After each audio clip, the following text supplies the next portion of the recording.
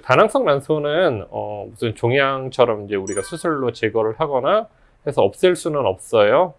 이게 내분비 질환이라서. 그래서 발생하는 문제를 우리가 이제 관리해 주는 개념이라고 생각하시면 되고요. 안녕하세요. 엄빠스쿨입니다. 네, 오늘은 다낭성 난소 증후군 2편. 네, 어떻게 다낭성 난소 증후군을 치료할 수 있는지에 대해서 여러분들과 함께 얘기 나눠보겠습니다.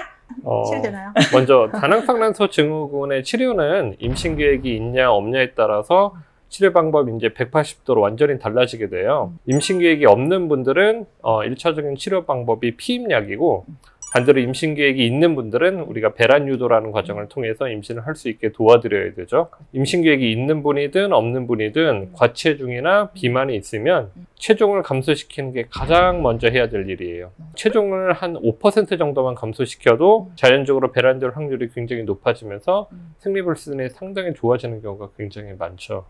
또 피임약을 꾸준히 복용하면 아까 말한 자궁 내막암의 위험도 낮출 수 있어요. 여드름도 보통 피부과 가면 로아큐탄 같은 여드름 치료제를 많이 사용하는데 피임약 중에 4세대 피임약인 야즈 같은 경우에는 여드름 치료제로 이미 승인이 돼 있거든요. 이런 4세대 피임약들을 9개월 이상 꾸준히 복용하면 다모증도 많이 완화되고 더불어 생리도 규칙적으로 바뀌고 생리통도 약해지고 장점들이 많이 있어요. 그런데 계속 피임약을 복용하라고 하면 난감해하시는 분들도 많이 있어요. 다낭성 난소를 아예 없앨 수는 없나요? 좀 없앴으면 좋겠는데요.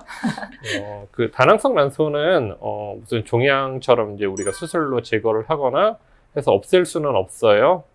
이게 내분비 질환이라서. 그래서 발생하는 문제를 우리가 이제 관리해 주는 개념이라고 생각하시면 되고요. 다만 이제 폐경이 되면 다낭성 난소 환자도 더 이상 배란을 하지 않게 되는 거는 일반인과 똑같기 때문에 대부분의 문제들이 폐경 이후에는 거의 다 사라지게 되는 거죠.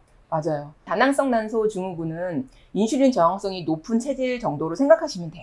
동일하게 다낭성 난소 증후군이 진단되셨어도 어떤 분은 1년에 한 번도 생리를 안 하고, 어떤 분은 다모증은 있으시지만 생리는 2달에 한 번 정도 잘 하시는 경우도 있고요. 인슐린 저항성을 떨어뜨리는 건강한 식습관과 운동이 그래서 매우 중요해요. 스트레스 받으면 당이 올라가니까 스트레스를 안 받는 것도 되게 중요하거든요. 나이가 들면서 난소 기능이 떨어지면 호르몬 불균형의 크기도 이렇게 됐다가 이렇게 줄어드니까 불균형이 있긴 하지만 이제 그 정도가 줄어들기 때문에 생리를 조금 더 규칙적으로 하게 되는 경우가 많아지죠. 그래서 피임약을 먹을 때도 2-3개월 정도 복용하고 피임약을 끊어보면 피임약에 들어있는 호르몬의 영향으로 1-2달 규칙적으로 생리를 하는 경우도 있거든요. 그렇지만 시간이 지나면 또 불규칙해지거든요. 그래서 다시 피임약을 또 2-3개월 복용하고 또 끊어보는 거죠. 이런 식으로 관리를 하시면 나이가 들면서 더 이상 피임약을 안 먹어도 규칙적으로 생리를 하는 순간을 확인할 수도 있고요. 또 임신을 원하시는 경우에는 피임약을 끊고 배란 유도를 해볼 수도 있어요. 배란이 규칙적으로 되지 않으면 임신의 확률이 매우 감소하게 돼요.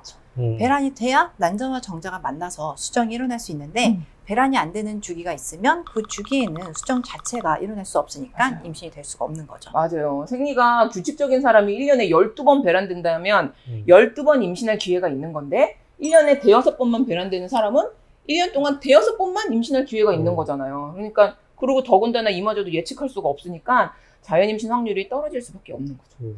생리가 불규칙한 다낭성 난소 환자분이 오셨는데 임신 계획이 있으면 배란 유도라는 과정을 통해서 임신을 할 수 있도록 도와드려요. 맞아요. 구체적으로 어떻게 하는지도 알려주시죠.